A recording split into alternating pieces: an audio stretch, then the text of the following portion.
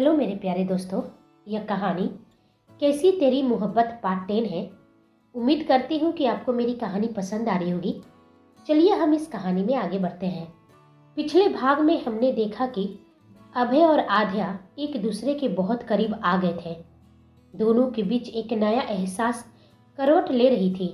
अभय आध्या की होठों की ओर झुकने ही वाला था कि तभी अचानक मोबाइल की रिंगटोन से उस लम्हे को तोड़ दिया। दोनों जैसे किसी ख्वाब से बाहर आ गए। झटका खाकर अभय ने खुद को पीछे खींच लिया और आध्या भी शर्म और असहजता से इधर उधर देखने लगी। अपने भीतर उठते उस अनजाने एहसास को दबाते हुए वह दूसरे साइड में जाकर खड़ी हो गई। अब दोनों की पीठ एक दूसरे की ओर थी। दोनों के लिए एक दूसरे की आंखों में देखना मुश्किल हो गया था। मोबाइल की घंटी अब भी बजी जा रही थी। अभय ने झुंझुलाकर स्क्रीन की ओर देखा और उसकी आंखों का भाव एकदम से बदल गया।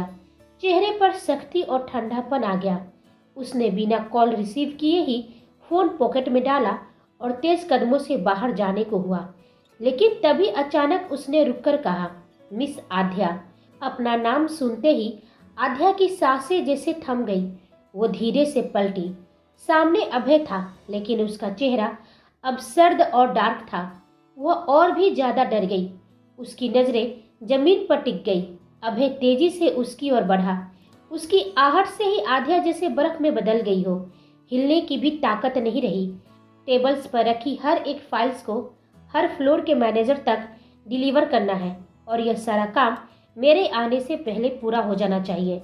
अभय की आवाज में एक सख्त ऑर्डर था जो किसी बहस की गुंजाइश नहीं देता था। आध्या ने सीधी लाइन में खड़ी होकर सिर हिलाया और मन ही मन सोचा, यह तो मुश्किल नहीं है, बस 1 घंटे का काम है, आराम से हो जाएगा। पर उसकी सोच पर विराम लग गया जब अभय के चेहरे पर एक रहस्यमयी मुस्कान तिरछी होकर उभरी और उसने आगे कहा, पूरी बात अभी बाकी है, तुम्हें लिफ्ट का इस्तेमाल नहीं करना है। क्या? आध्या की आंखें आश्चर्य से फैल गई। अभय की आवाज और सख्त हो गई, तुम सिर्फ सीढ़ियों का ही इस्तेमाल करोगी। अब तो जैसे उसके पैरों से जमीन खिसक गई हो। सीढ़ियाँ? इसमें तो पूरा दिन लग जाएगा, वह घबराए स्वर में बोली। वह तो तुम्हारी प्रॉब्लम है, मेरी नहीं, अभय ने ठंडी बेरुखी से जवाब दिया। और याद रखना, अगर लिफ्ट यूज करने की कोशिश की तो मत कहना कि मैंने पहले तुम्हें बताया नहीं। हर जगह कैमरे लगे हुए हैं, कुछ हिडन कैमरे भी, और उनकी एक्सेस सिर्फ मेरे मोबाइल से है। उसकी आंखों में एक कड़ी चेतावनी थी। मेरी नज़र हर वक्त तुम पर ही रहेगी मिस आध्या। इतना कहकर वह बिना उसकी बात सुने कमरे से बाहर निकल गया। आध्या वहीं खड़ी रह गई, जैसे किसी ने उसकी आवाज़ छीन ली हो। उसकी नज़रें दरवाजे की ओर टिकी थी, जहाँ से अभय अभी अभी गया था। उसका मन उस एक पल में ठहर सा गया था। इधर दूसरी ओर राणा मेंशन का हॉल उस समय गूंज उठा जब ओमकार राणा की गुस्से से भरी आवाज पूरे कमरे में फैल गई। उनकी आंखों में आग थी और दांत इस कदर भींचे हुए थे जैसे अपने आप को फट पड़ने से रोक रहे हो। ये क्या हो रहा है यहाँ? उन्होंने लगभग चीखते हुए कहा। हर कोई अपनी मनमानी में लगा है। मैंने अभय को सिर्फ चुनाव प्रचार की जिम्मेदारी दी थी ताकि वो पूरा दिन उसमें उलझा रहे, लेकिन उसे तो हर दिन कोई नया ड्रामा करना होता है। हॉल में मौजूदा लोग सहमे पड़े थे। पहले मिस्टर खन्ना को अरेस्ट करवाया और अब वह कपूर को भी गिरफ्तार करवा चुका है।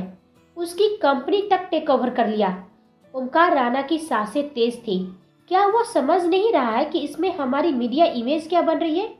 चुनाव सिर पर है और लोग सवाल पूछ रहे हैं, अभय हमारी मदद कर रहा है या हमें डुबो रहा है? अनुराग जी बोले, शांत हो जाइए डैड, मैं अभय से बात करूंगा। संजय जी भी बोल पड़े, हाँ डैड, अभय कोई भी काम बिना सोचे समझे नहीं करता है, इसके पीछे भी कोई बड़ी रीजन रही होगी। ओमकार जी दोनों को घूर कर अपनी लाल आंखों से देखते हैं तो दोनों भाइयों की नज़र झुक जाती है। मैंने तो वही किया दादाजी जो आप चाहते थे, फर्क सिर्फ इतना है कि तरीका मेरा था। ये ठंडी सधी हुई आवाज़ दरवाजे की ओर से आई और सभी की नज़र वहीं घूम गई। दरवाजे की दहलीज पर खड़ा था अभय, हमेशा की तरह सर्द चेहरे और गहरी बर्फ सी आंखों के साथ। वह धीमे धीमे कदमों से अंदर आया और उसकी बातों में ना कोई डर था और ना कोई पछतावा। आपको तो उस जगह की जमीन चाहिए थी ना, है ना दादाजी? तो मैंने पूरा सौदा ही टेक ओवर कर लिया। ना सिर्फ उस कंपनी को खरीदा बल्कि उसके आसपास की जमीन भी सस्ते दामों में ले लिया। आपको तो खुश होना चाहिए दादाजी। फिर उसने राघव की ओर इशारा किया, जो कुछ पेपर्स के साथ आगे आया। ये रहे जमीन और कंपनी के ओरिजिनल पेपर्स। राघव ने पेपर्स ओमकार राणा के सामने रखते हुए, ओमकार राणा ने पेपर को देखा, फिर अभय की ओर एक तीखी नाराज निगाह के साथ बोले, तुम्हें कहा गया था कि चुनाव प्रचार पर ध्यान दो। बिजनेस की जिम्मेदारी सौर्य, राघव, अनुराग और संजय संभाल रहे हैं, लेकिन तुम्हें सुनना कब होता है? उनका स्वर ऊंचा हो चुका था। उस कपूर को अरेस्ट कराना क्या जरूरी था? और वो लड़की कौन थी वीडियो में? उसका इस्तेमाल कर तुमने उसका भी फ्यूचर बर्बाद ही कर दिया है।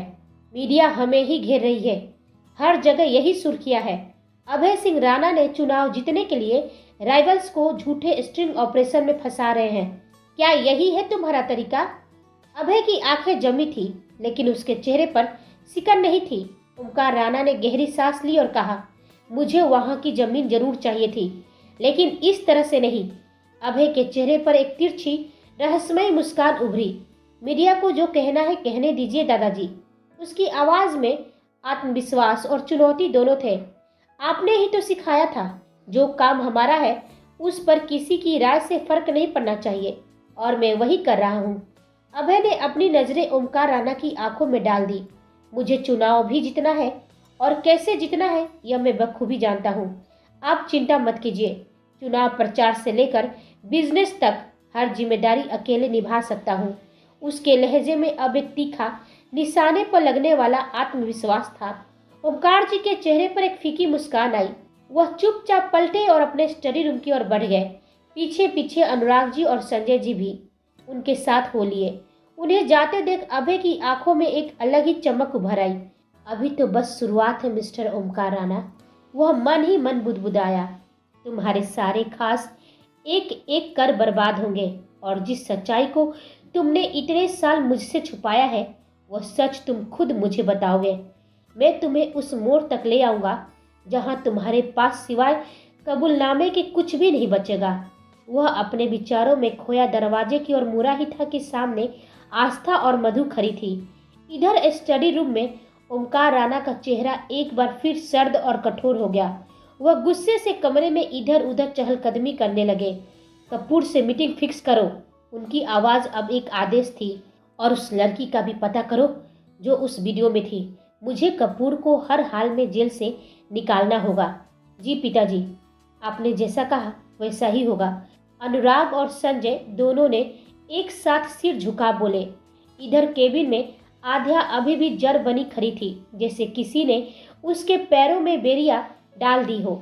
अभय का सख्त लहजा, उसकी ठंडी आंखें और वह रहस्यमय मुस्कान, सब कुछ उसे भीतर तक झकझोर गए थे। उसने गहरी सांस ली और अपने तेजी से धड़कते दिल को काबू में करने की कोशिश करते हुए खुद से फुसफुसाई, आध्या तुम कर सकती हो, बस सीढ़ियां ही तो चढ़नी उतरनी है। टेबल पर पड़ी फाइल्स को अपने कांपते हाथों से उठाया और एक आखिरी बार केबिन की दरवाजे की ओर देखा, जहां अभी कुछ देर पहले अभय खड़ा था। उसकी गैर मौजूदगी में भी कमरे में उसकी ही मौजूदगी का एहसास ठहरा हुआ था, जैसे दीवारें भी उसकी निगरानी कर रही हो। आध्या ने पहला फर्श पकड़ा। भारी कदमों से वो सीढ़ियां चढ़ने लगी। हर कदम पर उसकी सांस फूली जा रही थी और हर फाइल्स के साथ उसका धैर्य भी।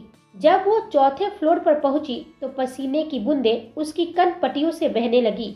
लेकिन तभी अचानक उसकी नजर सामने लगी एक सीसीटीवी कैमरे पर पड़ी। वह निराश और मायूस होकर खुद से बोली, ऐसा लग रहा है जैसे पत्थर दिल सिर्फ मुझे ही देख रहा है। वो हड़बड़ाकर पीछे हट गई। उसके चेहरे पर डर की लहर दौड़ गई। क्या वो सचमुच हर पल मुझे ही देख रहे हैं? सोचते हुए उसने जल्दी से फाइल डिलीवर की और वापस सीढ़ियों की ओर भागी। हर फाइल के साथ उसका बदन भारी होता जा रहा था, लेकिन उससे भी भारी था उस अजीब एहसास का बोझ, अभय की निगाहों का दबाव जो उसके हर कदम पर टिका हुआ था। और फिर एक मोड़ पर अचानक उसका पैर फिसला। फाइलें उसके हाथ से छूटकर हवा में बिखर गई। आध्या फर्श पर गिर पड़ी। उसका घुटना बुरी तरह से छिल गया। आंखों में आंसू भर आए, दर्द से भी और अपमान के एहसास से भी। वो खुद को समेटने की कोशिश कर ही रही थी कि तभी उसे ऊपरी मंजिल से किसी की भारी कदमों की आहट सुनाई दी। उसकी धड़कन फिर से तेज हो गई। वो खुद से बुदबुदाई, कहीं वो पत्थर दिल तो नहीं, इतनी जल्दी आ गए। बाप रे, अभी तो मेरा काम भी कंप्लीट नहीं हुआ है। पता नहीं अब मुझे कौन सा पनिशमेंट सुनाएंगे। वह अपने छिले हुए घुटने की परवाह किए बिना जल्दी जल्दी फाइलें समेटने लगी। एक फाइल दूर कोने में पड़ी थी। उसे उठाने के लिए जैसे ही वो झुकी, उसका पैर फिर से फिसला। लेकिन इस बार वो नीचे नहीं गिरी, बल्कि किसी की मजबूत गर्म बाहों ने उसे थाम लिया। वो घबराकर अपनी आंखें कसकर बंद कर लेती है। धड़कनें जैसे एक पल को थम जाती है और जब हिम्मत करके अपनी आंखें खोलती है तो वह हैरान रह जाती है। सामने एक चेहरा था। वहीं दूसरी ओर राणा मेंशन में। क्या चाहिए तुम दोनों को? अभय ने सीधा सवाल दागा अपनी गंभीर आवाज में। आस्था ने बिना हिचके जवाब दिया, हमें कुछ पैसे चाहिए भाई, शॉपिंग करनी है। अभय ने सिर हिलाया, ठीक है, अकाउंट में ट्रांसफर हो जाएंगे, लेकिन याद रखना तुम दोनों अकेले मत जाना। मैं लकी को भेज दूंगा, वो साथ रहेगा। लकी, यह नाम सुनते ही आस्था एकदम से मुस्कुरा उठी। उसकी आंखों में शरारती चमक तैर गई। मधु ने फुसफुसाकर उसके कान में कहा, तेरा तो दिन बन गए। आस्था ने शर्माते हुए उसे आंखें दिखाई और धीरे से मुस्कुरा दी। उधर अभय बिना कुछ कहे अपनी गाड़ी में जाकर बैठ गया। उसका चेहरा फिर से वैसा ही सर्द और भावहीन हो गया। उसने मोबाइल निकाला और ऑफिस की लाइव फीड चेक करने लगा, मगर उसकी नज़र बस एक इंसान को ढूंढ रही थी, आध्या। लेकिन तभी एक फीड पर उसकी नज़र ठहर गई और जैसे ही वह सीन उसकी आंखों में उतरा, उसका चेहरा तन गया। सौर्य आध्या को अपनी बाहों में पकड़ रखा था। आध्या उतनी ही हैरानी से उसे देख रही थी जितना कि वह। कुछ सेकंड दोनों के बीच सन्नाटा था। नजरें मिली, जैसे समय वही थम गया हो। आध्या तुरंत खुद को अलग करती है और जल्दी से सिर झुकाकर फाइलें समेटने लगी। थैंक यू, वो धीमे से बुदबुदाई। सौर्य झुककर उसकी मदद करने लगा। कोई बात नहीं, लेकिन क्या तुम ठीक हो? उसकी आंखों में चिंता साफ झलक रही थी। आध्या ने नजरें चुराते हुए सिर हिलाया, हाँ मैं ठीक हूँ। सौर्य बस उसे देखे जा रहा था। वह उसकी खूबसूरती में खुद को खो रहा था। उसकी नजरें आध्या से नहीं हट रही थी और इधर अभय की आंखें गुस्से से लाल हो रही थी। उसकी मुट्ठी भिंची हुई थी। दोनों को साथ में देखकर उसका गुस्सा बेकाबू हो रहा था। सौर्य ने आगे बढ़कर आध्या की ओर हाथ बढ़ाया और नरम लहजे में कहा, हाय मैं सौर्य सिंह राणा। आध्या ने थोड़ी झिझक के साथ हाथ मिलाया और खुद को थोड़ा संयत करते हुए बोली, आध्या। सौर्य मुस्कुराया। उसकी मुस्कान में एक अजीब सी गर्माहट थी। अच्छा लगा तुमसे मिलकर आध्या। वैसे तुम्हें ऑफिस में किसी तरह की कोई परेशानी तो नहीं? आध्या कुछ पल को चुप हो गई। उसके मन में तुरंत अभय का चेहरा कौंध गया। उसकी ठंडी आंखें, तीखा लहजा, मन ही मन सोचा, परेशानी तो बहुत है, और वो भी तुम्हारे ही भाई की वजह से। वह चुप थी, लेकिन उसकी खामोशी बहुत कुछ कह रही थी। सौर्य ने ध्यान से देखा और फिर मुस्कुराकर पूछा, क्या हुआ, कहाँ खो गई तुम? आध्या ने झूठी मुस्कान ओढ़ते हुए जवाब दिया, नहीं कुछ नहीं। सौर्य अब और सहज हो गया और बोला, देखो अगर वाकई में कोई भी दिक्कत हो इस ऑफिस में तो बिना झिझक मुझसे बता सकती हो, मुझे अपना दोस्त समझ सकती हो। आध्या ने थोड़ी हैरानी से उसकी तरफ देखा और बोली, अभी तो पहली बार मिले हैं और आप हमें दोस्त बना रहे हैं? सौर्य हल्के से हंसा और बोला, दोस्ती का पहला वसूल तो यही है ना, जो पहली नजर में अच्छा लग जाए उसे अपना मान लो। फिर बात को संभालते हुए उसने कहा, मेरे कहने का मतलब है तुम्हें यहाँ किसी तरह की असहजता नहीं होनी चाहिए। आध्या उसकी बातों में जैसे खो सी गई थी और वो सोचने लगी, कितना फर्क है दोनों भाइयों में। एक आग की तरह झुलसा देने वाला, दूसरा सुकून की तरह छू जाने वाला। उसी पल सौर्य की नजर उसके घुटने पर गई और वो बोला, अरे ये तो बुरी तरह से छिल गया है, तुम्हें बहुत दर्द हो रहा होगा ना? आध्या ने सिर झुकाकर धीमे से कहा, थोड़ा, लेकिन मैं ठीक हूँ, मुझे बहुत काम है। नहीं, पहले चलो नीचे चलते हैं। फर्स्ट एड करवा लेते हैं। आध्या ने बहुत मना किया, लेकिन सौर ने जिद पकड़ रखी थी और फिर उसे सौर के साथ जाना ही पड़ा। सौर ने जैसे ही उसका हाथ थामा, आध्या ने थोड़ी हिचकिचाहट के बाद खुद को उस पर भरोसा करने दिया। सीढ़ियां अब उतनी भारी नहीं लग रही थी जितनी तब थी जब वो अकेली उन्हें चढ़ रही थी। यही तो फर्क होता है दो लोगों में, उसने मन ही मन सोचा। एक इंसान जो हर वक्त डर का साया बन गया है और एक जो बस एक मुस्कान से डर छीन ले। सौर ने आध्या को वीआईपी मेडिकल रूम में लाकर बड़ी नरमी से बेड पर बैठाया और फर्स्ट एड बॉक्स खोलकर उसके पैरों पर मरहम लगाने ही वाला था कि आध्या ने धीमी आवाज में कहा, प्लीज मैं खुद कर लूंगी और थैंक यू। तभी दरवाजे पर एक जानी पहचानी पर इस बार ठंडी और भारी आवाज गूंजी, यहाँ क्या हो रहा है? दोनों की नजरें दरवाजे की ओर उठी। अभय खड़ा था, जेब में दोनों हाथ डाले, आंखों में वही पुरानी सर्दी, लेकिन इस बार इसमें कुछ और भी था, जैसे कि जलन। आध्या डर से कांपने लगी, उसके हाथ से टिप गिर पड़ी। सौर्य ने भी खुद को संभालते हुए कहा, भाई आध्या को चोट लगी थी इसलिए मैं इसे यहाँ लेकर आ गया। वो खुद भी डरा हुआ था पर आध्या के सामने खुद का इमेज खराब नहीं करना चाहता था। अभय ने ठंडी गूंजती आवाज में कहा, ऑफिस के एम्प्लॉयज और स्टाफ के लिए अलग से मेडिकल रूम है। ये रूम खास लोगों के लिए है और मिस आध्या कोई खास नहीं है। उसकी बात आध्या के दिल में तीर की तरह चुभी, उसकी आंखें नम हो गई। अभय की नजर अचानक फर्श पर गिरी मरहम की ट्यूब से होते हुए आध्या की आंखों तक गई और वहीं कहीं उसका दिल भी थोड़ी देर के लिए ठहर गया, मगर उसने कुछ भी जाहिर नहीं होने दिया, बल्कि और कठोर होते हुए कहा, मिस आध्या मेरी पर्सनल असिस्टेंट है। पर्सनल का मतलब समझते हो ना सौर? सौर की नजरें झुकी हुई थी। आइंदा से ध्यान रखना। फिर एक सख्त आदेश के लहजे में बोला, और अभी तुम्हें कहीं और जाना चाहिए था सौर। कपूर के केस में तुम्हें डील करना है, वह जेल से नहीं छुटना चाहिए। कैसे, कब और क्या करना है अब मुझे समझाना तो नहीं पड़ेगा। सौर ने गर्दन झुकाई। वह अपने भाई के गुस्से और पॉजेसिव व्यवहार से भली भांति वाकिफ था। सॉरी भाई, उसने धीमे स्वर में कहा तो अभय ने सख्त लहजे में कहा, मेरी परमिशन के बिना मेरी किसी चीज को कोई हाथ लगाए ये मुझे बर्दाश्त नहीं। सौर की आंखें अभय पर टिक गई और वो अवाक रह गया, जैसे पूछ रहा हो कि उसने कब हाथ लगाया और किसको। सौर ने एक बार सकपकाते हुए आध्या को देखा और कुछ बोल न सका। जा रहे हो या धक्के मार कर निकालूं? अभय की आवाज में अब चेतावनी थी। जा रहा हूँ भाई, जा रहा हूँ, इतना भी क्या गुस्सा होना। कहते हुए सौर कमरे से निकल गया और पीछे रह गई तो एक भारी सन्नाटा। जैसे ही अभय की नजरें आध्या पर पड़ी वो खुद को संभालते हुए उठने लगी, लेकिन उसके उठते ही तेज दर्द की लहर उसके चेहरे पर दौड़ गई और उसके होठों से एक दबा हुआ कराह निकल पड़ा। मेरा काम अभी बाकी है, मुझे भी जाना चाहिए। उसकी आवाज डर से कांप रही थी। वो जैसे ही आगे बढ़ी दर्द की सुइयां फिर से उसके पैरों में उतर गई। वो लड़खड़ा गई, गिरने ही वाली थी कि अभय ने झट से उसे अपनी बाहों में भर लिया। उस पल समय जैसे थम गया हो, कमरे में गहरा सन्नाटा छा गया था। सिर्फ आध्या की धड़कने की आवाज सुनाई दे रही थी, तेज और डरी हुई। अभय की भी आंखें उसकी आंखों में ठहर गई और आध्या की पलकों में जैसे कोई सवाल कैद हो। वह उसे अपनी बाहों में उठाकर सोफे तक ले गया और बहुत धीरे से उस पर लिटाया। आध्या के दोनों हाथ अब भी उसकी गर्दन के इर्द गिर्द थे। वह बिना पलक झपकाए उसे देखे जा रही थी, जैसे उसकी आंखों से कोई जवाब चाह रही हो। अभय उसके पास बैठ गया। उसने उसके घायल पैर को अपने हाथों में लिया और अपनी जांघ पर रखने ही वाला था कि आध्या ने झट से अपना पैर खींच लिया।